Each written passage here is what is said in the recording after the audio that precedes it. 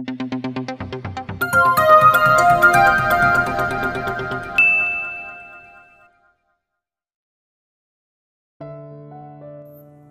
ko alam kung matutuwa ako o maiinis ako na mukhang ang saya-saya mo, Letty. Matamlay na sabi ni Aya sa kanya habang papunta sila sa cafeteria. I just want to take a leave too. Frustrated na sabi ni Jenna na 2 linggo pa lang mula nang nalipat ito bilang temporary secretary ng bagong head ng Designs Department ay mukhang stress na. Natatawa siya sa itsura ng mga to. Mukha kasing naubusan na ng energy yung mga to. Siya naman kasi tila palaging lumulutang sa nakaraang linggo dahil kay Damon. Iyon lang dahil masyado mukhang problemadong mga to at hindi na ulit siya kinulit tungkol sa love life niya ay hindi pa niya nasasabi sa mga to na may asawa na siya. Bakit, Jenna? Terror bang bagong mong boss? Takang tanong ni Letty. Hindi pa kasi niya nakikita ang bagong head ng designs pero nakakarinig na siya ng bulong-bulungan tungkol dito. Naitirik ni Jenna ang mga mata. Woody Sandejas is the bulliest of all the bully I met in my life. And to think he's 4 years younger than us, malapit na ako mag-resign. Sabi pa nito, nakaramdam naman sa Letty ng simpatya para dito. Napatangin naman siya kay Aya na kapansin-pansin ng madalas na pagtahimik. Dati-rati itong pinakamaingay sa kanya. Aya, may problema ka ba? Tanong niya rito. Kumurap ito at tumingin sa kanya. Ha? Wala no. Tara na ngang bumili ng pagkain. Aya nito na halatang umiiwas. Sumunod naman sila ni Jenna. Nang nakaupo na sila sa lamesang nasa bandang dulo ay kagad na sumama ang timpla ng sikmura niya. Bigla rin siyang nakaramdam ng hilo sa masangsang na amoy na yon. Naitakip ni Letting kamay sa ilong at bibig niya. Ang baho! Nasabi niya, napatingin sa kanya si Jenna at Ayang pumuporma na sa pagkain ng binili ng mga to. Anong mabaho? Takang tanong ni Jenna. Tinignan ni Letty ang garlic rice na parehong binili ng mga to. Lalong sumama ang sikmura niya tila maduduwal siya. Napatayo na siya dahil pakaramdam niya, hindi na niya mapipigilan ang pagduwal. Hoy, Letty, ano nangyayari sa'yo? Tanong naman ni Aya na napatayo rin. Hindi na siya nakasagot dahil nagmamadaling tumakbo patungo sa restroom. Mabuti na lang at walang tao sa unang cubicle. Doon siya nagsuka. Naiiyak siya sa sakit at sa pagkahilo. Naramdaman niyang may humaplos sa likod niya. Naku, may masama ka bang nakain ha? Boses yun ni Jenna. Inisip ni Letty kung ano nga ang nakain niya, tila sinisikmura siya. Pero wala siyang maisip kaya umiling-iling siya. Nang may himasmasan ay inabutan naman siya ni Aya ng tissue. Tinanggap niya yon at pinunasan ng bibig at mukha niya. Hindi pa yung nagsasalitang nagmumugat at naghihilamos siya. Hinihingal pa siya ng kahit papaano ay umayos ang pakaramdam niya. Ang kaso ay nahihilo pa rin siya at nalalasahan niya pa rin ang mapait na likido sa lalamunan niya. Nang mapasulyap siya sa salamin ay nakita niya matamang nakatitig sa kanyang mga kaibigan niya. Bakit? Nanghihina pa rin tanong niya sa mga to. Nagkatinginan ng mga ito bago muling tumingin sa kanya. Letty, mag-half day tayo. Pumunta tayo ng hospital, sabi ni Aya. Sige, magpapaalam ako kay Woody na mag-half day din ako. Sasama ako, sabi naman ni Jenna. Tuluyan na siyang humarap sa mga to. Ano ba kayo? Sinisikmura lang ako at medyo nahihilo. Hindi ko na kailangang pumunta sa ospital. Mahinang saway niya rito. Humakbang palapit ang mga ito sa kanya. Talaga? O sige nga. Ano yung sinasabi mo kaninang nababahuan ka? Tanong ni Jenna. Yung garlic rice niyo. At kailan ka huling dinatnan? Tanong naman ni Aya. Napatitig si Letty sa mga to. Parang alam na niyang pinupunto ng mga to. Ngayon iniisip niya parang delayed nga siya. You think that I'm pregnant? Tanong niya.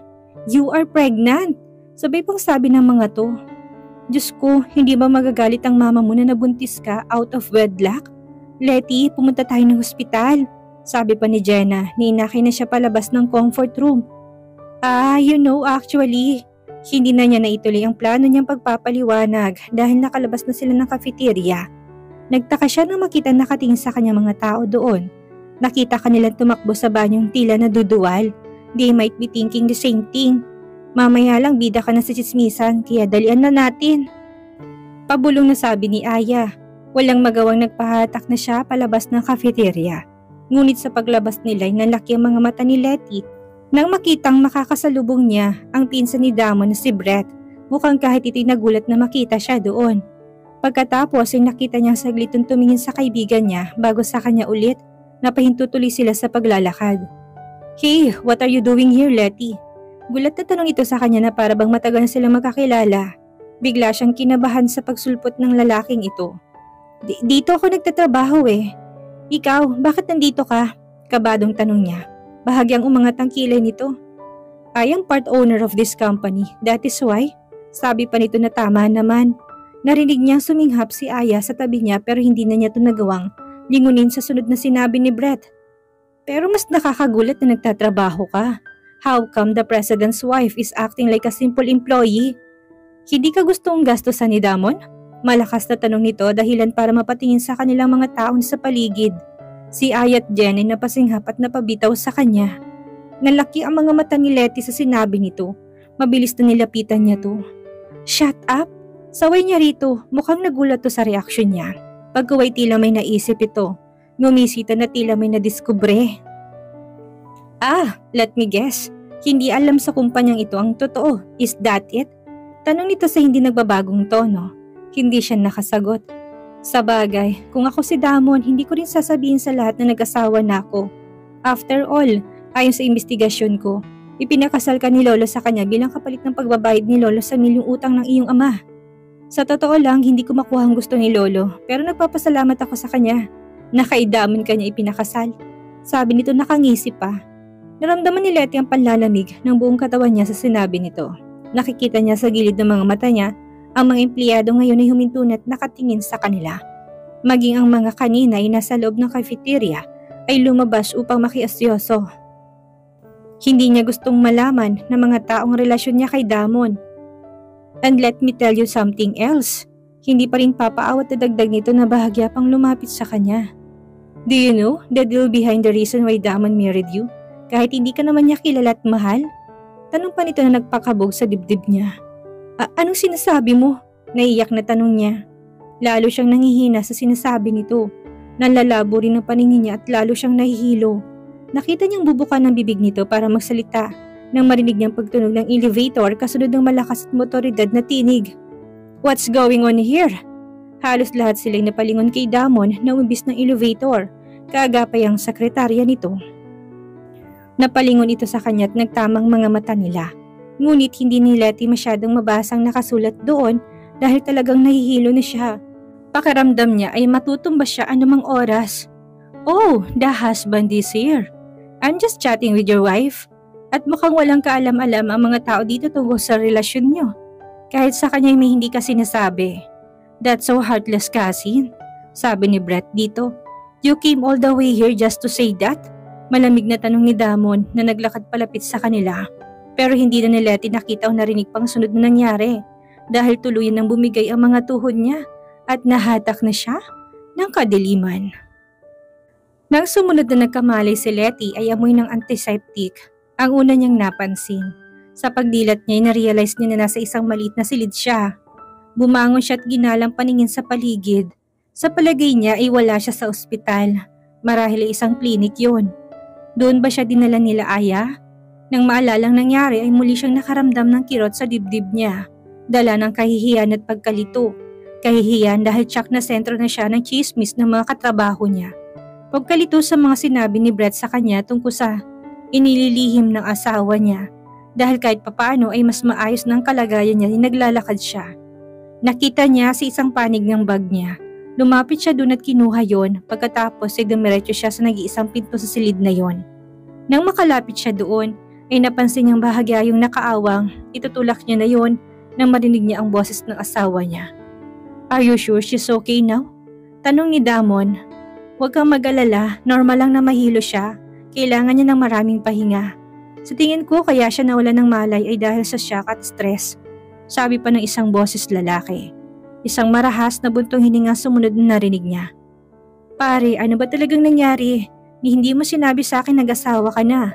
In fact, hindi ko akalaing mag-asawa ka ng biglaan at walang pasabi. Why? Tanong nito. Base sa tono ito'y naisip niya na baka kaibigan to ni Damon. Matagal bago sumagot si Damon. I married her dahil yun ang gusto ni Lolo. Matagal na namin pinag-usapan yun na ibibigay niya lang sa akin ng tunay na kumpanya at ang shares niya sa legal na paraan kapag Dumating ang panahong ikinasal na ako sa babaeng gusto niyang mapangasawa ko. Kung tatanggi ako, kay Brett niya ipapakasal ang babaeng yun at kay Brett ibibigay ang dapat sa akin. Sabi ni Damon. Naitakip ni Letty ang kamay sa bibig niya sa narinig at napasandal sa pader. Kung ganun, yun ang sinasabi ni Brett na dahilan kung bakit siya pinakasalan ni Damon. At kaya alam nito yun dahil baka sinabi rin ni Lolo Mel kay Brett ang tungkol doon. Yan naman talagang gusto mo, hindi ba? Ang makuha ang kumpanya at kayamanan dahilan kung bakit pinalayas ng mga kamag-anak mong mama mo. Yes, at ilang buwan na lang tuloy nang ibibigay sa akin ni Lolong hinihingi ko. So I will make this marriage work as much as I can. Matatag na sagot ni Damon. Naginit ang gilid ng mga mata ni Letty. Kung ganun, lahat ng ginagawa nito, lahat ng kabaitan nito, ang mga halik at yakap nito ay dahil lang nais nitong makuha ang kumpanya. Ano bang tingin nito sa kanya? Isang bagay na maaring paglaruan ng ganoon? Bago pa siya maiyak at dumiretso na siya ng tayo, hindi na siya papayag na makita siya nitong umiiyak. Ilang beses na siyang nagmukhang tanga sa harap ni Damon. Naipagkanulo pa niya sarili niya nang sabihin niya ritong mahal niya to. At ngayon, naalala niya kahit kailan, hindi nito sinabing mahal din siya nito. Nakalimutan niyang mga lalaki kaya makipagniig sa babae kahit wala itong nararamdaman para sa babaeng yon. Ang laki niyang tanga. Humigpit ang hawak niya sa bag niya at humarap sa pinto. Pagkatapos ay matatag na binuksan niya yon. Sabay na napatingin ang mga ito sa kanya, nakita niyang bumakas ang pagkagulat sa mukha ni Damon. Pagkatapos ay tila nakahinga ito ng maluwag na para bang nag-alala talaga ito sa kanya. Pero alam naman niyang arte lang ang lahat. Uuwi na ako, malamig na sabi at naglakad. Natigilan ito pagkatapos ay lumapit sa kanya. Then we are going home. Ako na magdadala ng bag mo. Sabi ni Damon na tinangka siyang hawakan. Mabilis na umiwas siya. No need, uuwi ako mag-isa at hindi sa bahay mo. Matatag na sabi ni Letty dito. Bumakas ang pagkalito sa mukha ni Damon, mapait siyang ngumiti.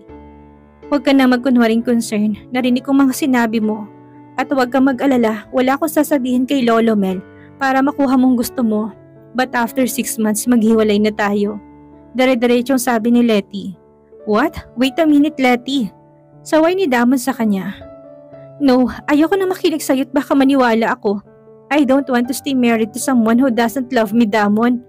Yun lang ang patakbo na siyang lumabas nang na-realize niya ay isa palang clinic na hindi kalayuan mula sa building ng Valencia Furnitures. Madilim na sa labas pero hindi na niya alintana yon. Agad siyang pumara ng taxi. Nang makapasok siya sa loob noon ay saka siya umiyak ng malakas. Hindi niya akalaing ang masaya at perpektong pagsasamahang inakala niya ay puro kasinungalingan lang. Tila ipinako sa kinatatayuan niya si Damon habang maang na nakatitig sa pintong nilabasan na Letty. Gusto niya itong habulin pero parang ayaw gumalaw ng mga paa niya sa sinabi nito. Nais nitong hiwalayan siya pagkalipas ng 6 na buwang usapan nila ng lolo niya.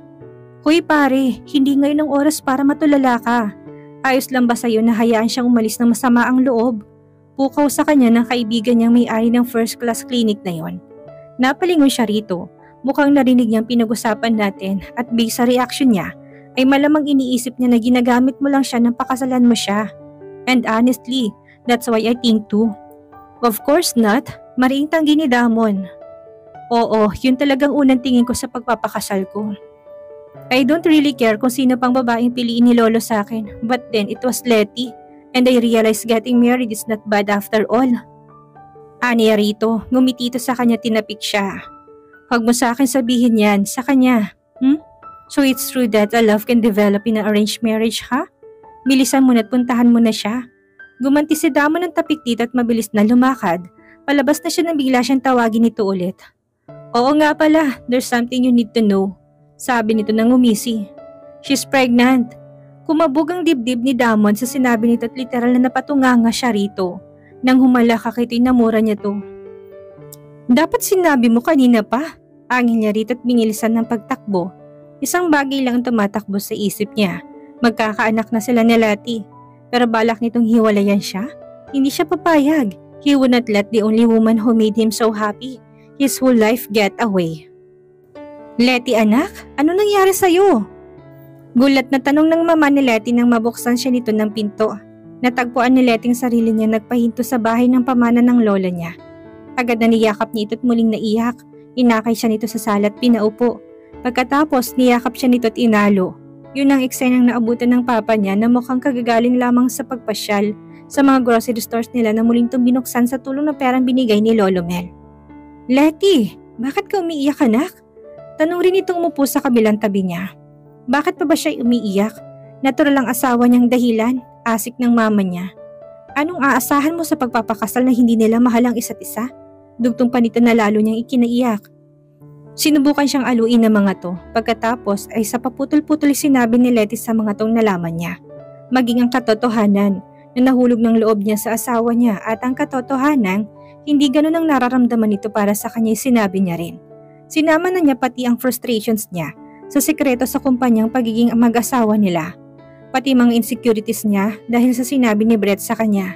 Habang nagsasalita siya at patuloy sa pag-along mama niya, habang ang papa niya tahimik lamang at tila naiilang. Nang matapos siyang magsalita tahimik lang ang mga to. Sana sinabi mo sa akin ang lahat ng yan. Kumabog ang dibdib ni Letty nang marinig ang tinig ni Damon. Napatingin siya sa pintuan ng bahay nila kung saan ito nakatayo. Base sa paraan ng pagtingin nito sa kanya ay mukhang kanina pa ito doon. Napatayo siya. Anong ginagawa mo dyan? Tarantang tanong niya. Tumikim ang papa niya. Nakita ko siya sa gate natin kanina. Kasama ko siyang dumating, sabi ng papa niya. Pagkatapos ay tumingin ito kay Damon. Totoo bang mga sinabi ni Letty na hindi mo siya mahal at ginagamit mo lang siya? Alam ko na akong may kasalanan kung bakit napunta sa ganitong sitwasyon ng anak ko. Alam ko na para ko siyang binenta sa pamilya niyo. Pero hindi ko mapapayagang masaktan ng ganitong anak ko. Galit na sabi ng papa niya. Tama, hindi kami papayag na patuloy na masaktan ng anak namin. Nang dahil sa'yo, sabi rin ng mama niya. Bumuntong hininga si Damon at lumakad palapit sa kanila. Papa, Mama, alam ko na marami akong dapat ipaliwanag kay Letty.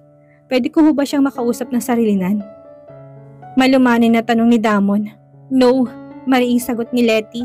Tumitig to sa kanya, tinaas niyang noo. Kung may sasabihin ka, sabihin mo na kaagad. Gusto ko na magpahingat, ayaw kitang makita ng matagal. Nakita niya tila may kumislap sa sakit ng mga mata ni Damon. Pero kaagad niyang pinalis sa isip yon. Malabong makaramdam ng ganun si Damon. Muli nagbugato ng hangin. Fine, inaamin ko na totoo ang lahat ng sinabi ko kanina. Para nitong pinipig ang puso niya sa sinabi nito. Napatras siya. Wait, let me explain Letty. That was my intention. Originally, nung hindi ko pa nakikilala kung sinong babaeng pakakasalan ko, naisip ko noon na wala akong pakialam. Kahit sino pang piliin ni Lolo para sa akin. As long as I could get the company and avenge my mother in my own way. Pero nagbagong lahat ng yun na makasama kita. Hindi ba sinabi ko na sa'yo ng ilang beses, when it's you, getting married is not that bad? Totoo yun, I enjoy your company. Gusto ko rin na palagi nakikita at nayayakap. Gusto ko palagi ka nasa tabi ko. Alam ko hindi ako bukal na tao, pero sa sarili kong paraan.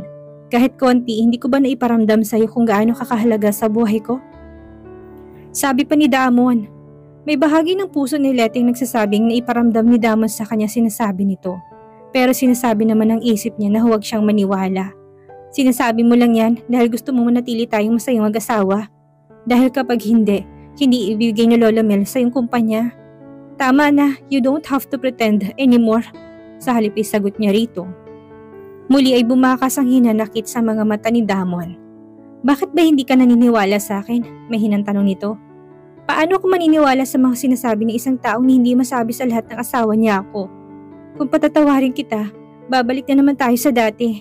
Mag-asawa na naman tayo na hindi alam ng mga tao. Daig ko pang kabit na tinatago. So if that will get settled, maniniwala ka na ba sa akin? Tanong ni Damon, iniwas nila at tingin dito tumalikod na. Hindi ko alam. Dito ako matutulog, matatag ring sabi niya at nagsimula nang lumakad patungo sa hagdan. Then come to the company tomorrow. Siguruduhin mo na pupunta ka. Malakas na sabi ni Damon. Hindi sa Letty sumagot. Be sure to come Letty. This is also for the sake of our child. Napahinto siya't nalaki ang mga matang napalingon siya. Seryosong mukha nito.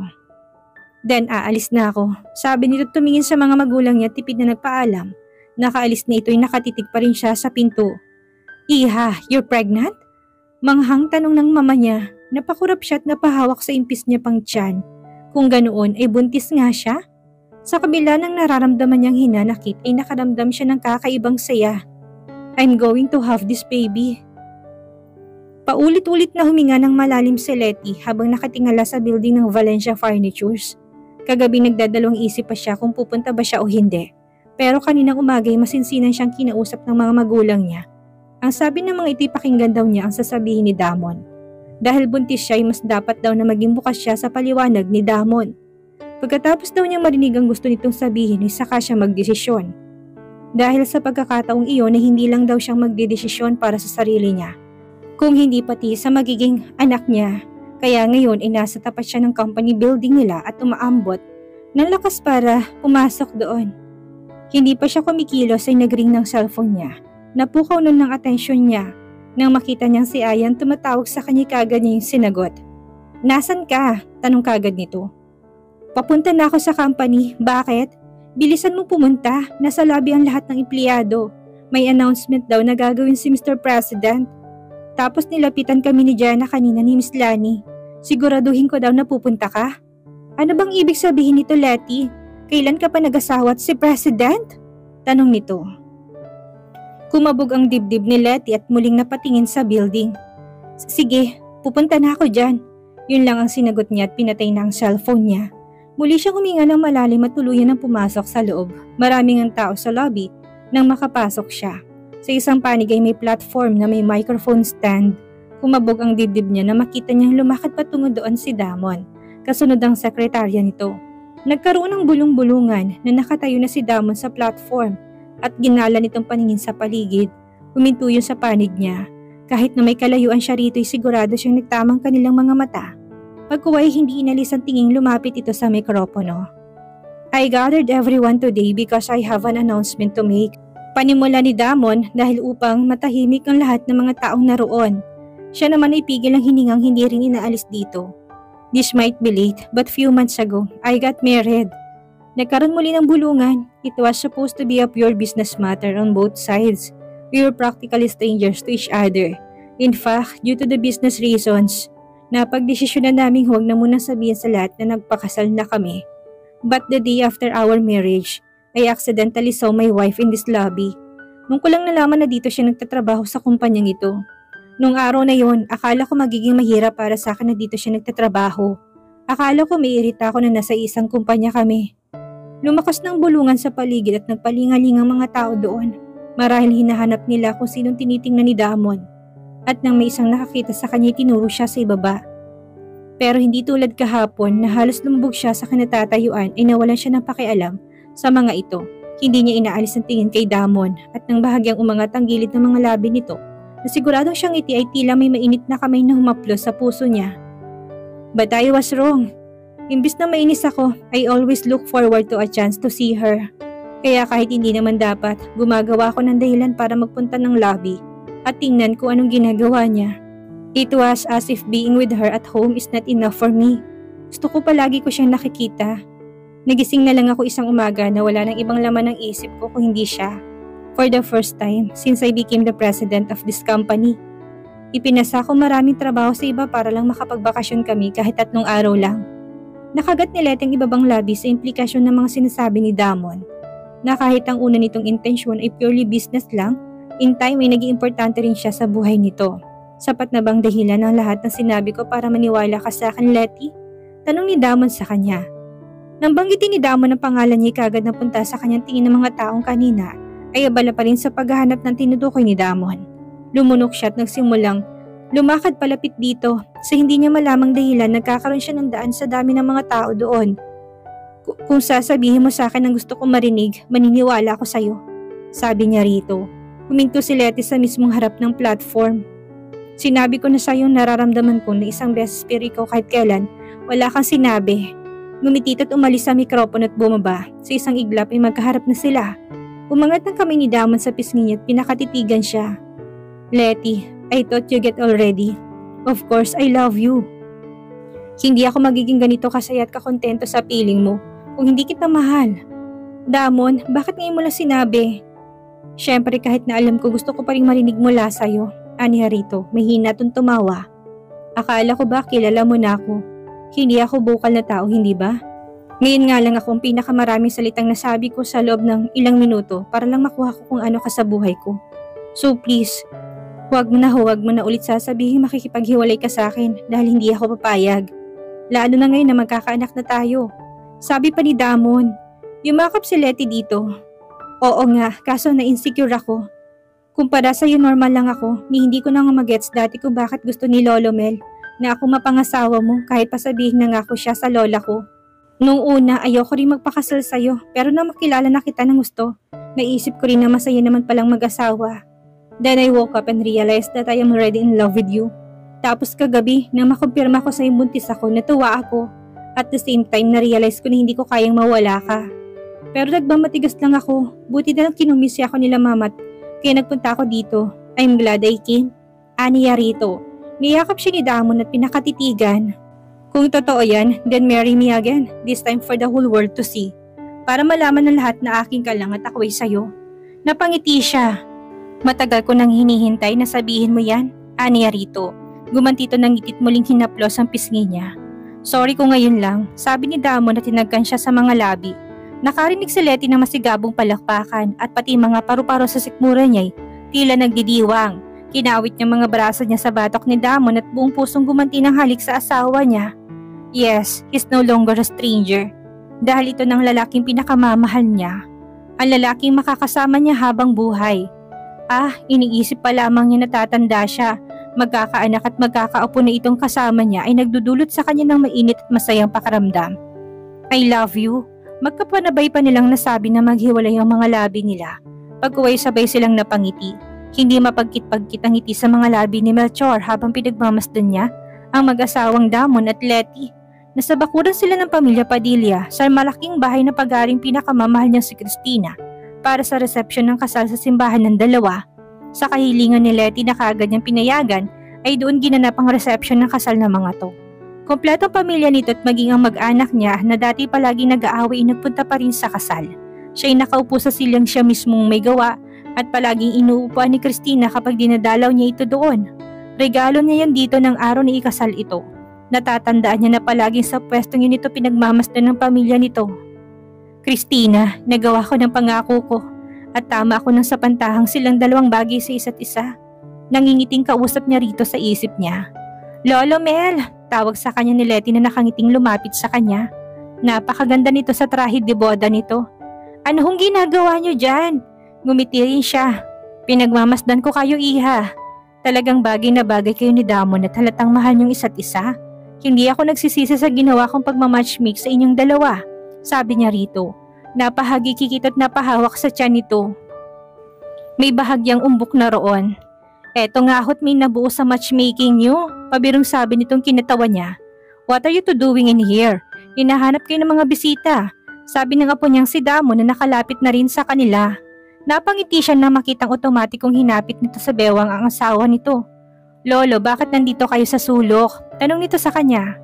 Mas magandang view rito. Sige na nga't magpunta na kayo sa mga bisita nyo. Huwag niyo akong alalahanin dito. Tabuin niya sa mga to. Lolo Mel, naalala niyo si Lola no? Nakangiting tanong ni Letty. Natatandaan ko na palaging pwesto ni Lola yung kinaupuan nyo. Kapag bumibisita kayo dati, palaging dito kayo nag-uusap na dalawa. Ngumiti siya. Kung alam niyo na, sige na't magbalik na kayo doon. Hayaan niyo na ako dito. Taboy niya sa mga to, nagkatinginan. Ang mga ito't nagpaalam sa kanya. Pinagmasdan niya mga ito habang magkaagapay na naglalakad, pabalik sa mga bisita. Pagkuway napatingala siya sa langit kasabay ng pagdasal niya. Alam kong masaya kung nasan ka man, Cristina. Nakangiting bulong niya sa hangin. Pagkuway nakangiti pa rin pumikit siya. Nakikinita pa rin niya doon ang nakangiting mukha ni Cristina. Katulad ng dati nakaramdam siya ng bahagyang kirot sa dibdib. Nagpapatunay na sa kabila na nakalipas na ilang dekada, ay ito pa rin ang tinitibok ng puso niya. I hope in our next life, ako ng lalaking mamahalin mo ng gustutin. Dahil sigurado kung ikaw pa rin ang tanging babaeng mamahalin ko, kahit na ilang beses pa ako mabuhay sa mundo. And soon, I will see you again. At dito na po nagtatapos ang huling kabanata ng ating kwento. At sana'y muli niyo po akong samahan sa mga susunod pang kabanata. Maraming salamat po at ingat po tayong lahat.